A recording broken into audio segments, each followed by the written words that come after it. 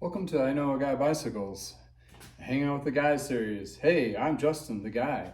So I had a email or a message on Facebook, on my Facebook page, saying I have this similar bike and I'm having issues with its shifting. Using a 3x9 Tigra mixed componentry. Well, the message didn't have a lot of detail in it, but I figure instead of just going this laundry list of asking questions, what may be the cause, what may be the problems, I'll just shoot a little video and go through the scenarios of different things that we would probably identify as a mechanic, breaking down, trying to figure out what's the cause. No, it's not this bike that I'm working on now, which I just finished polishing and is very beautiful. It is the Le Mans Bornese, or spline bike, I'm assuming that he's working on.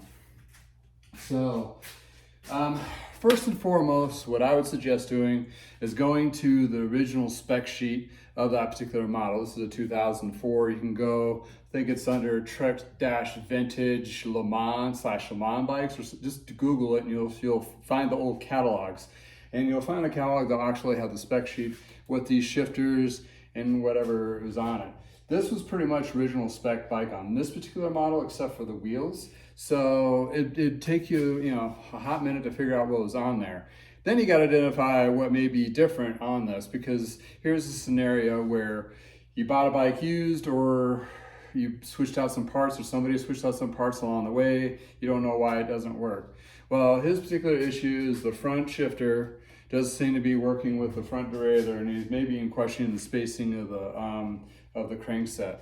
Well, number one, if it's a Tiagra, which may not be even on these spline bikes, so that's probably thrown in there at some point. So it might be a triple crankset. It's a 9-speed back, which means this has to be a 9-speed compatible front chainrings up front. So if it's the same Ultegra 105, triple 9-speed, it should be fine. The second thing to look into, I'm going backwards back up to the shifter, is the derailleur. Is the derailleur original? Is it original to the triple, original to the double? Here's the tricky bit. Front derailleurs, there is a triple front derailleur design, and then there's a double front derailleur design. So if you have a triple, the triple of this vintage era will have like this plate that comes down and it's a little more grooved.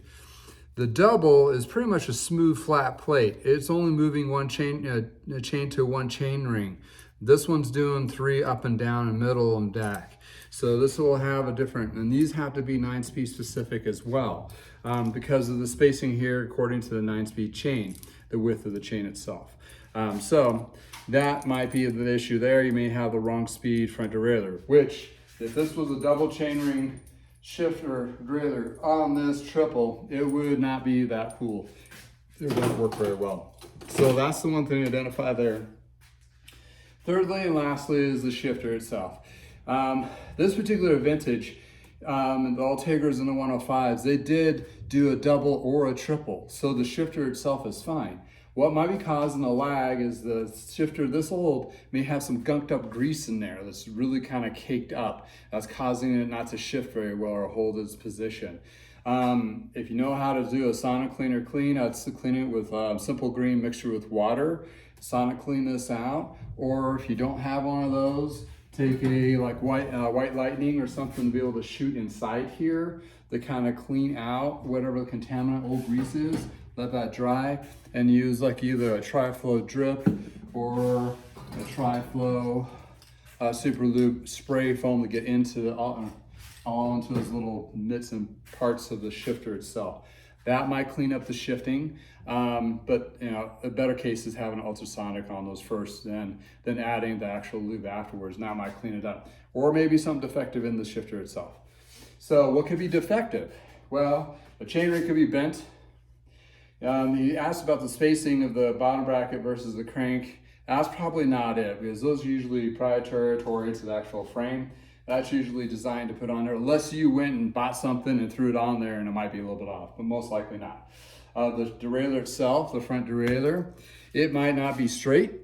It may be bent or flared out, so you may need to get a new one of these. This would be the cheapest part to replace, because you can find these used for like 20 to 30 bucks on eBay. The cranks, a little more ching. And also the shifter itself, you can find them individually if you need to replace that. That's gonna cost you like 100, 150. I mean, these guys individually or a set of this vented air, they're not cheap. I even saw a few on there. I compared the prices with some of the market value. So before all of that, you inspect it, it's the right shifter, it looks good, the crank looks good, and the shifter shifts good without the cable or not being strung up.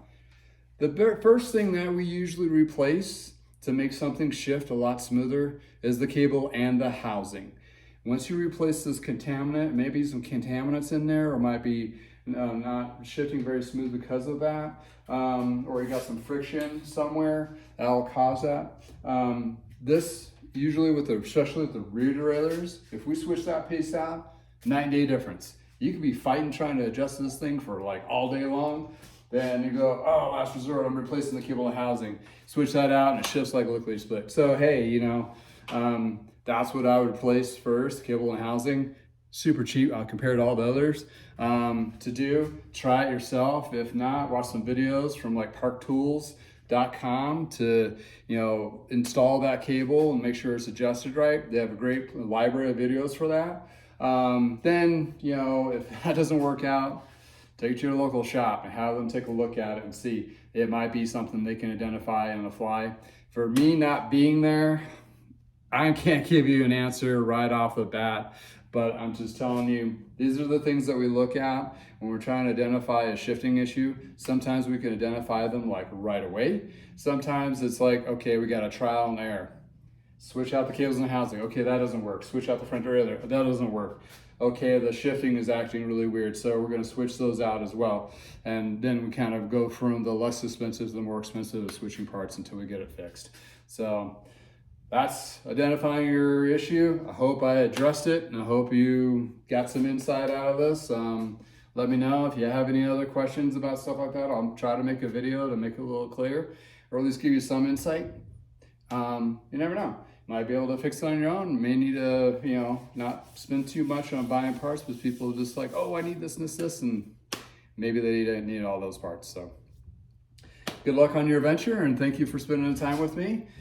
Hit subscribe on YouTube, like me on Facebook, put your email down on my mailing list on my website. It's all listed below. I have a guy's list of preferred parts and stuff that I'm going to be adding to for tools and things that I use. I'm not sponsored by any of this stuff. I'm just like, this is the stuff I use and people ask me all the time. So I figured I'd give you an avenue to go through and get it yourself.